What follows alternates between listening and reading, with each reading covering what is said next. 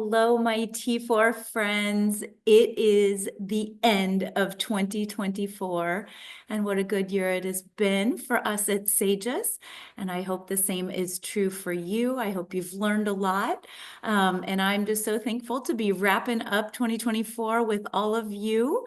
And we're going to just hopefully tie it up with a bow for you by giving a summary of our 2024 talks. And as you guys know, I'm Alanna Bree, and I am lucky to be the Director of Pediatric Dermatology at Sages. So I just want to thank Sages first off for making this educational platform freely available for our learners. And I also want to thank my dear friends and colleagues, Cindy and Sydney, for all their hard work and dedication to produce and share our T4 talks. So thank you guys. You are so appreciated for all that you do. And then I also want to give a big shout out and thank you to our T4 guest speakers for sharing their pediatric dermatology knowledge and expertise and experience so more kiddos can love the skin they're in, because you guys are learning how to take good care of them. So just want to highlight our speakers. So Dr. Joseph Lamb, he's Clinical Associate Professor of Pediatrics at BC Children's Hospital. He's also an associate member of the Department of Dermatology and Skin Sciences at the University of British Columbia in Canada, and he practices PD Derm in Vancouver at the Children's Hospital, as well as in his community clinic. He gave us 4 amazing talks this year. Actually, one was toward the end of 2023, but I still had to give him credit. But his 2024 talks were Going Viral, Genodermatosis, Triple Trifecta, and then Neonatal Dermatology was the last live lecture that he did with us. So thank you, Dr. Lamb. Also, Dr. Nena again. And for those of you who don't know her, she's a former associate professor of dermatology and the division chief and program director at the University of Texas Southwestern Dallas and at the Children's Hospital Dallas. She now practices at North Texas Dermatology Associates in Dallas, Texas. She is an amazing teacher, and I'm glad she's still teaching voluntarily at the Lake Granbury Medical Center Dermatology Residency Program, because she's just a wealth of knowledge. And the topics she has covered for us with some incredible talks for T4. And again, giving credit for one of her end of 2023 talks that was also amazing and archived, but Conquering Childhood Contact Dermatitis. And then her 2024 talks were extra-cutaneous, but extra-cutaneous manifestations in PD derm, surfing the boards, and then human dermatology, color and culture conscious care of childhood cutaneous complaints. And that is a tongue twister. And then, of course, Dr. Davis, who has made this teaching platform possible, is the VP of Resident Education with Sages. He has a true passion for teaching. He's a double board certified dermatologist as well as dermatopathologist. And previously, he was in the military. He was vice chairman of the Division of Dermatology at the Wilford Hall Medical Center, and then he practiced 25 years in San Antonio before joining Sages. He and I did 2 PD Derm CPCs, the first and second edition, and we will have our 3rd edition coming to you in 2025. And then Dr. Elaine Siegfried, who is near and dear to my heart as one of my mentors, and I just owe her so much gratitude for all she has taught me.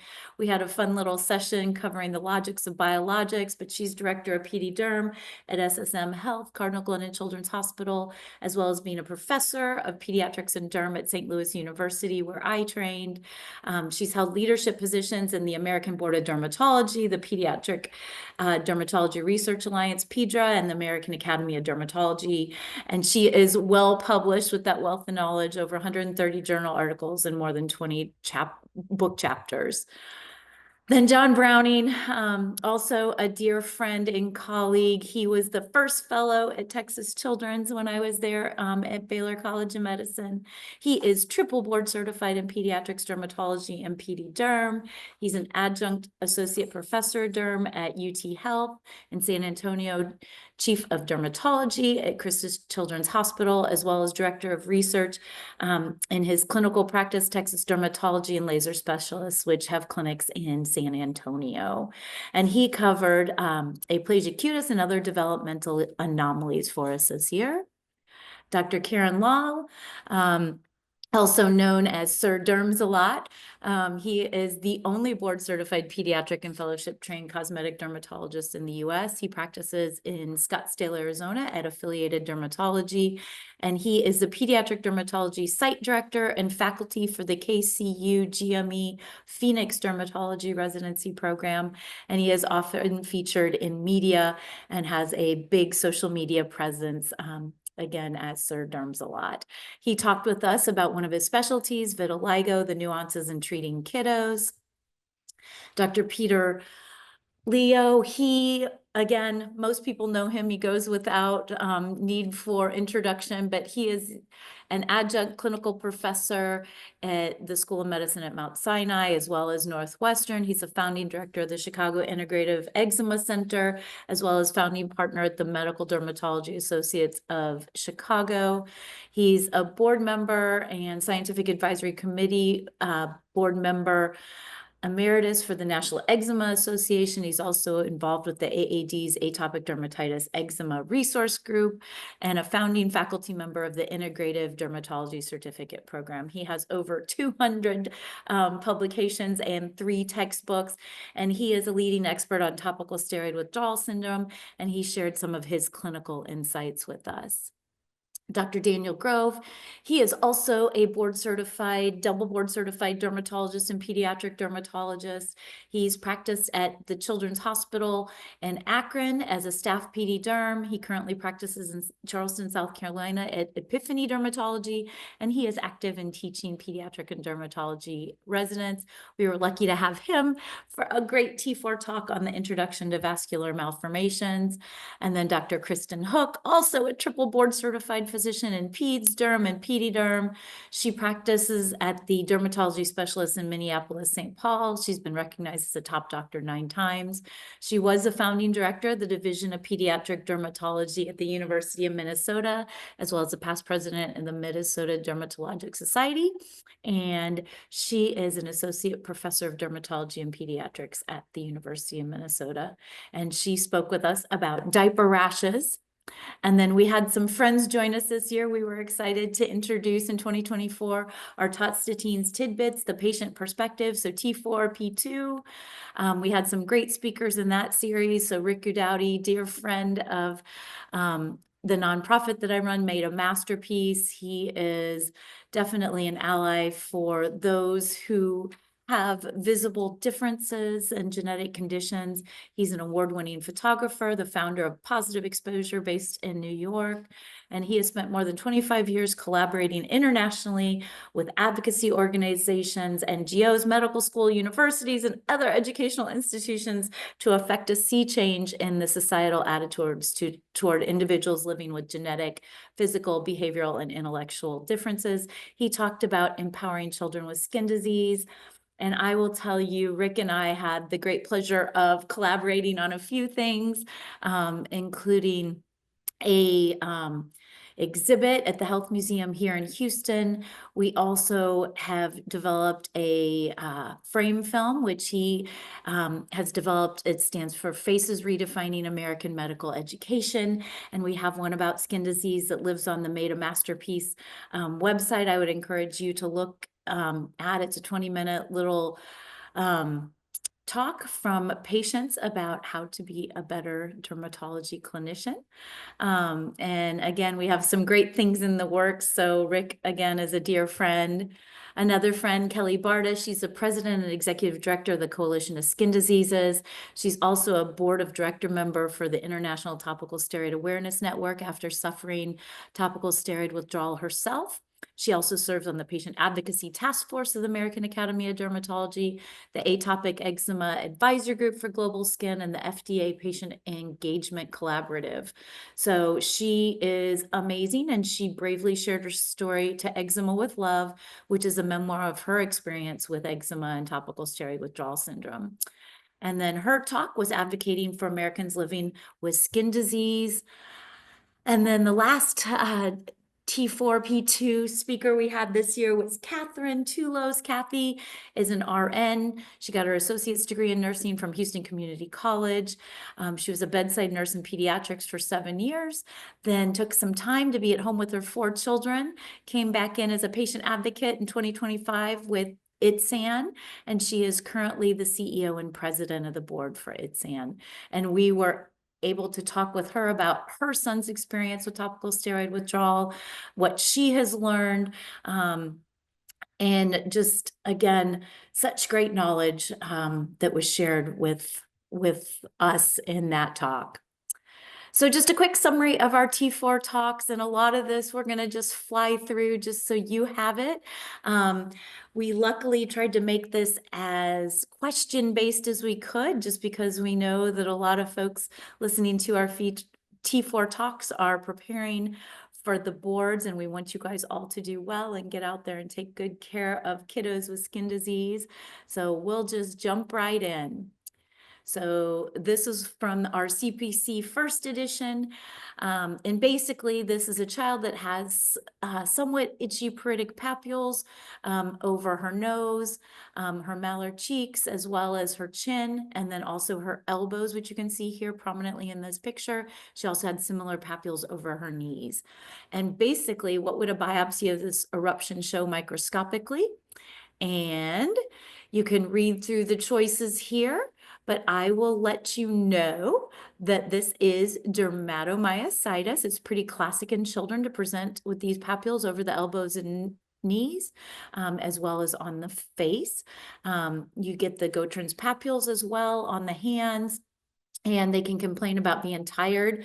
Kids have a hard time usually saying that their muscles are weak, so you might not get that symptom history. But the answer for the biopsy is A, you would have a sparse perivascular inflammation with pigmentary incontinence. You would have some vacuolar changes, basement membrane zone thickening, dilated vessels, and increased dermal mucin. And again, this is kind of the tip-off, is the sparse inflammation, yet the increased mucin. So the other ones have been like lymphocytic infiltrate for B, that's consistent with lichen planus. The next one, which has got a little bit of a typo I'm seeing, but that is just atopic dermatitis. Next one, D, is the description of Langerhans cell histiocytosis. And the last one shows acanthosis, hypergranulosis, apoptotic keratinocytes. And the tip off here is that it extends around the eccrine glands and hair follicles, and this is lichen striatus. So those are the diagnoses that go along with those derm path findings. Then we're going to jump into going viral. Luckily, Dr. Lamb always had questions in his talks for us, so I just kind of put these together, and I'm just going to pop through these without saying a whole lot, just so that you guys can have the answers here. So how long does it take for molluscum contagiosum to resolve? The answer is 13 months. Which topical antimetabolite has been shown to be effective for pediatric dermatology verruca? It's 5-FU. In patients with eczema herpeticum on the face, what organ system besides the skin is the most likely to be affected? It's the ophthalmologic system, and it's important to send these patients to see an eye doctor to be evaluated if they need to be treated in that area, because it can lead to blindness. And then Dr. Agim gave us extra-cutaneous pediderm talk. And one question that goes along with this photo here that's from the referenced manuscript. So hypertrichosis of the pinnae of the ear can be associated with maternal gestational diabetes, cyclosporin exposure, hypertrichosis pinaris, which is transmitted on the Y chromosome. Also paraneoplastic due to GI cancers, and the answer is all of the above. It can be associated of all of those things. And then jumping back to one of Dr. Lamb's talks, genodermatosis triple trifecta. And in this talk, he covered a lot of great things. These are the questions that popped out, but I'd encourage you to go back and actually listen to all of the talks of 2024 if you have some downtime over the holidays. So this is the patient. And you can see here the vascular blush that's there over the face and the arm and the chest. And what organ systems are commonly affected with this condition? It's brain and eyes.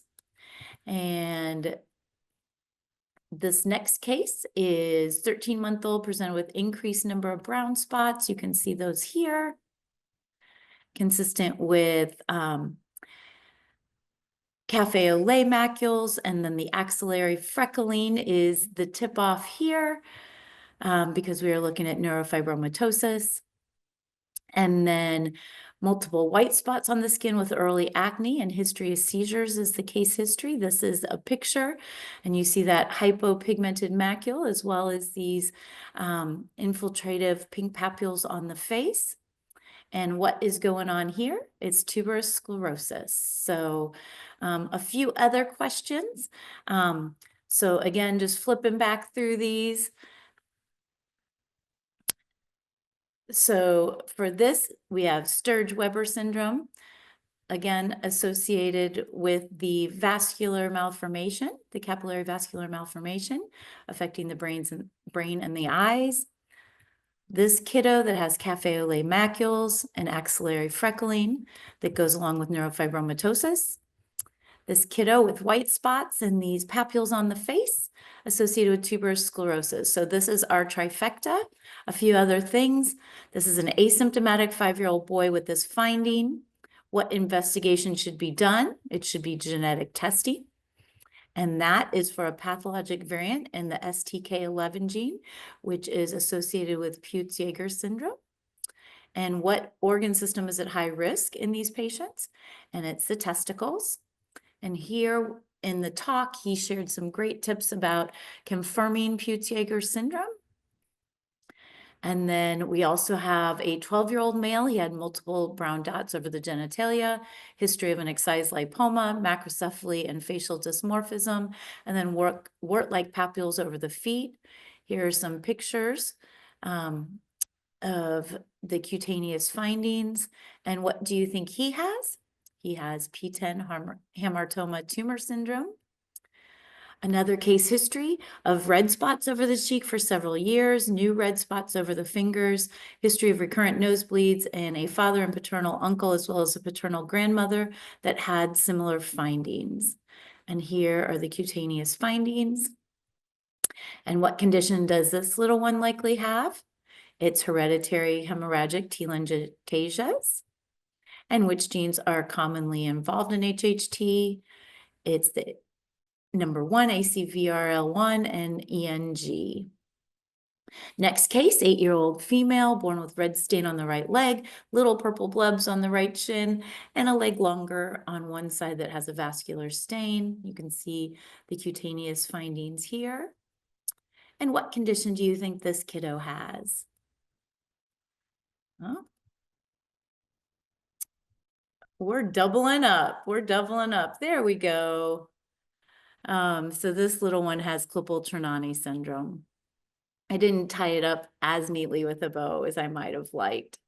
But again, this little one with the red stain on the leg, the purple blebs, and the longer leg on the left side is consistent with Klippel-Trenaunay syndrome. And then what gene is most commonly involved? It's the PIK3CA gene. Next one is we have an 11-year-old male with red spots over the face and body. You can feel a pulsation over the facial patch, and his mom also has similar findings. Here you can see the cutaneous findings on this little one. And what do you think he feels, or why do you think he feels the pulsation? Because he has an AV malformation. And what condition do you think he could possibly have? That finding is most consistent with capillary malformation AV syndrome. All right, then we're gonna start surfing the boards. Dr. Gim, she gave us many, many, many, many good questions, and we're just gonna kind of go through those quickly. So they're summarized here and tied up with a bow for you. So a patient presents with pruritic papule or purpuric papules and an acral distribution, should avoid their pregnant partner given potential exposure to what risk? So basically, it's a viral infection. It's parvo B19. Which of the following contact allergens is improperly matched with its edible exposure? And it is nickel. Here we have tres leches cake, but it's actually associated with chocolate or red velvet cake. Which of the following treatments would be most appropriate for a patient with hidradenitis suppurativa, poorly responsive to doxycycline? The answer is clindamycin and rifampin. For a patient presenting with eye pain, tinnitus, and segmental facial depigmentation, the next step in management would be to order an MRI and ophthalmologic screening.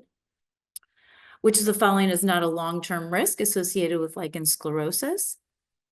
And the answer is renal failure. That's more of a concern in scleroderma. Which infection listed is improperly matched with its vector? And the answer here is myiasis. It is associated with the botfly larvae, which is the infective organism, but the vector is actually the mosquito. And then which of these disease-causing microorganisms is typically encountered following exposure to a sandy beach? And the answer is, I'm not even going to try it. Ancylostoma brasiliensis. I was brave. Be brave. All right, which of the following is an FDA-approved treatment for molluscum contagiosum in a 1-year-old? And it's berdazimer. And which of the following familial cancer genes increases risk for malignant melanoma? And the answer here is CDK4, CDKN2A. Mutations in ATP2A2 are associated with this nail finding. And the answer is linear erythronychia. An otherwise healthy 10-year-old presents with patches of non-scarring alopecia covering 50% of the scalp, and the most appropriate treatment would be oral sulfasalazine, which is approved for ages 2 and up. Equine zebra bodies are seen on electron microscopy. Expected associated cutaneous and systemic findings would include, the answer is diffuse angiokeratomas and cardiovascular disease. A patient with severe anemia and the following cutaneous feature should receive an abdominal ultrasound. The answer here is cutaneous leiomyomas, which can be associated with Reed syndrome. An 18-month-old presents with hyperpigmented asymptomatic subcutaneous nodules on the thighs, suggesting exposure to aluminum, which can be caused by vaccinations with a vaccination granuloma. In a patient presenting with plantar keratoderma, this gene confers risk for gastrointestinal malignancy. The answer here is RHBDF2, which is a rhomboid proteinase, and it's associated with tylosis. Which of the following is not a target for biologics effective in psoriasis treatment? And it's IL-13, which are more associated with treatment for atopic dermatitis. Which of the following is an FDA-approved treatment for systemic lupus erythematosus? And the answer here is A. Granulomatous tattoo reactions have been associated with the following pigment. And the answer here is cinnabar red. The others can be associated with reactions, but again, the granulomatous is cinnabar red. An expected cutaneous finding in a child with a hoarse cry at birth and bilateral medial temporal lobe calcifications is dyschezia B, which is associated with lipoid proteinosis. excessive provitamin A beta carotene, or isotretinoin with isotretinoin consumption can result in fetal microcephaly. All right, jump into logics of biologics with Dr. Siegfried. If you have a patient, and again, this was a great talk. There's so many clinical pearls that it was hard to pull out just one. But if you have a patient who you want to start on biologics and you're worried about an immunodeficiency, what lab test would you order to assess their immune function? And the answer here is vaccine titers. All right, jump into topical steroid syndrome. And again, topical steroid withdrawal syndrome is something that is more recently been recognized. There are a lot of people that unfortunately still don't or aren't able to wrap their head around it, but we're learning more every day thanks to ITSAN and physicians like Dr. Peter Leo. And his question that he submitted for his talk was, which of the following entities should be considered as part of the differential diagnosis for severe refractory atopic dermatitis? Is it allergic contact dermatitis, topical steroid withdrawal syndrome, cutaneous T-cell lymphoma, CTCL, or scabies infestation? And the answer is all of the above. It's very important to get the history, but the main history point that he talks about is that basically you have a worsening dermatitis that is, despite increasing the topical steroid potency, is only continuing to get worse. It has significant facial involvement. They have thickening of the skin more unusually than just severe atopic dermatitis. And they can kind of get like a hand and glove sign where it's really severe with a cutoff at their arm. So again, those are kind of clinical signs to look for that would lead you more to topical steroid withdrawal syndrome. All right, then jump into aplasia cutis and the congenital anomalies and developmental anomalies talk given by Dr. Browning. The questions here: what cutaneous findings has the highest association with occult spinal dysraphism? And it is a lipoma. The others can be seen, but again, the one that has the highest association with spinal dysraphism is a lipoma.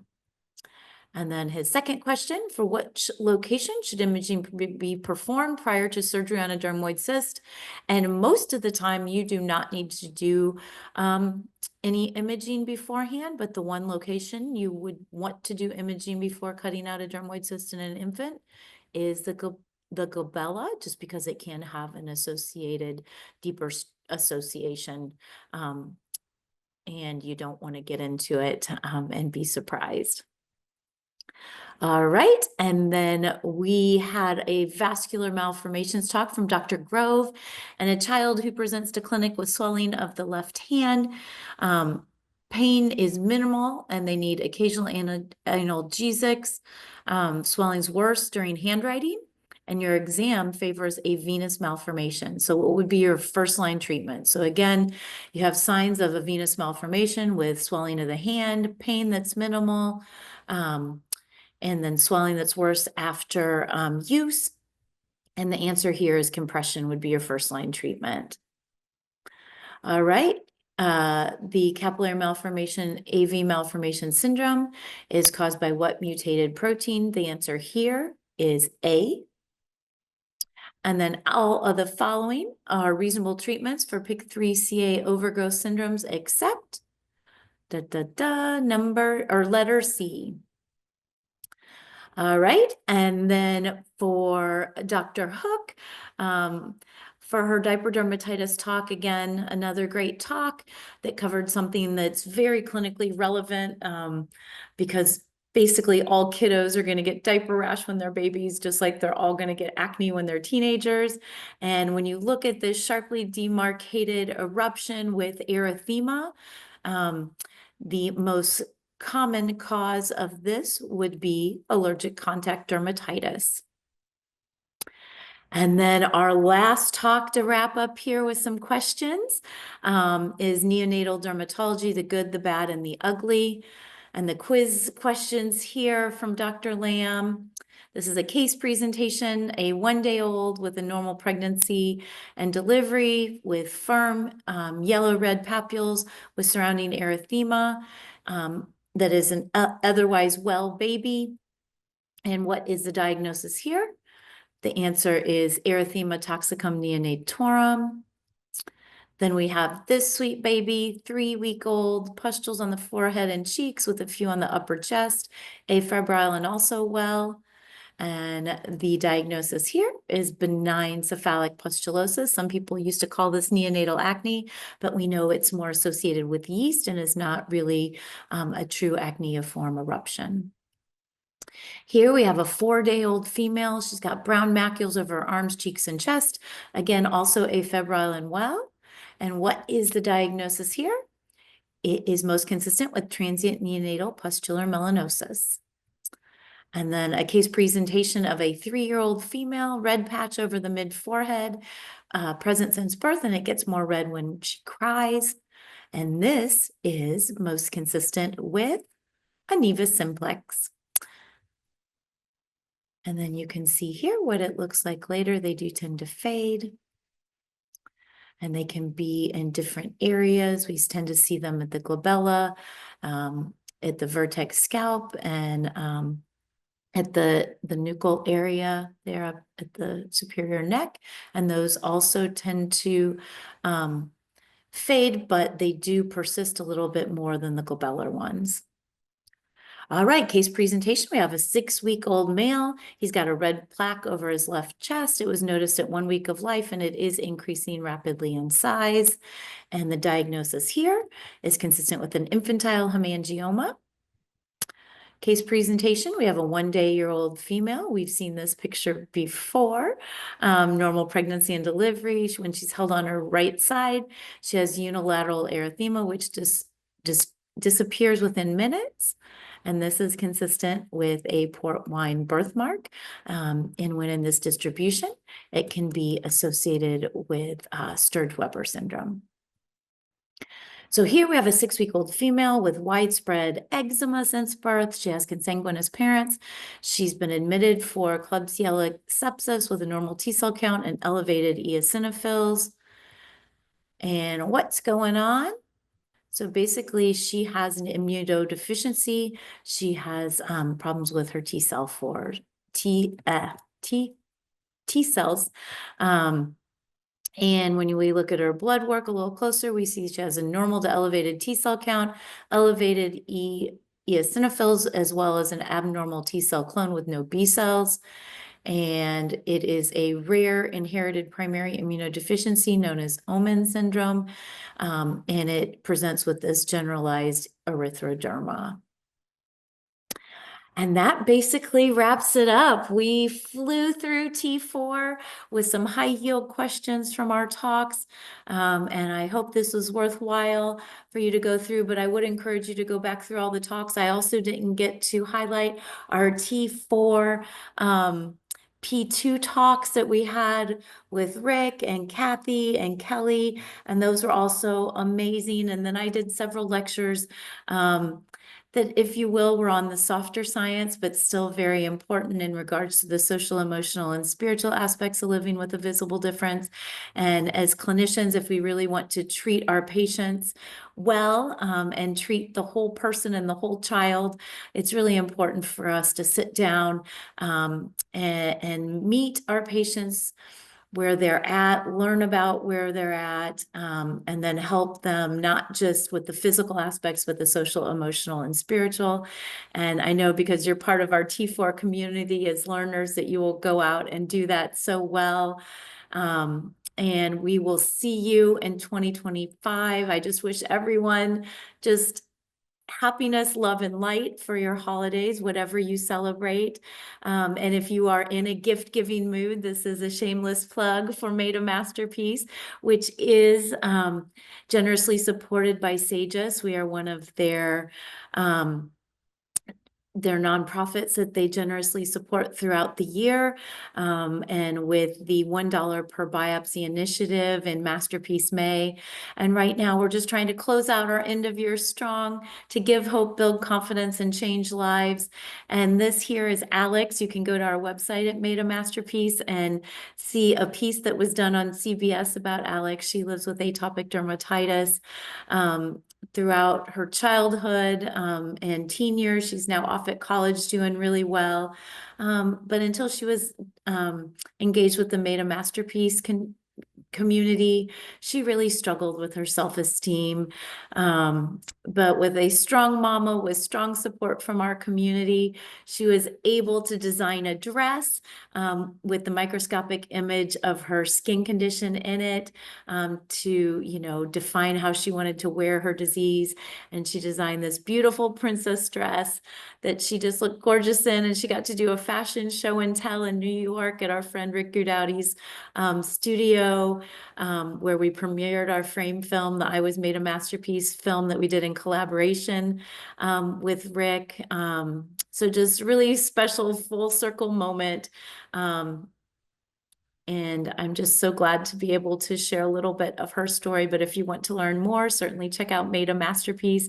And if you are feeling charitable and you want to give hope, build confidence, and change lives, please either click on this link here or go to that link or scan the QR code and give generously so that more children can learn to love the skin they're in. So again, lots of Christmas and holiday and Hanukkah cheer to you.